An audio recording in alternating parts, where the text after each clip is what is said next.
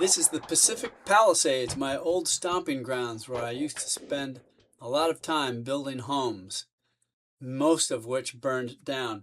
This is a neighborhood called the Alphabet Streets, just north of Sunset.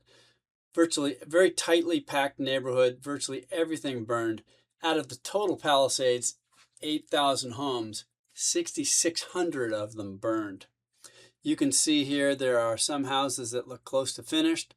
There seem to be some people living there. There are several that are framing. There are also lots of empty lots. But this is all a result of the January 7 Palisades fire. So I uploaded this video into AI and it came up with the following. Out of this area that you see, there are 312 still vacant lots. 38 have foundations in. 91 are in framing. 54 dried in. 27 finished exteriors, and 56 pretty much completed homes. Way more than I expected it to be at this point. It's very interesting driving around the Palisades. It's just house after house under construction, all kinds of builders and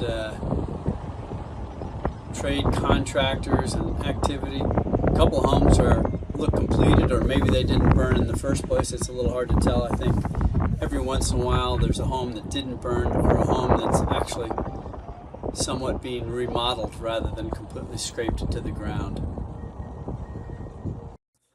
Driving around, I saw this home here with a stone veneer exterior and metal roof. Seems like pretty good fire resistant building. I also saw streets with house after house looking very similar with this sort of gable end. I think that's largely due to the zoning restrictions, that massing. Several houses being built out of steel in hopes of more fire resistance, of course.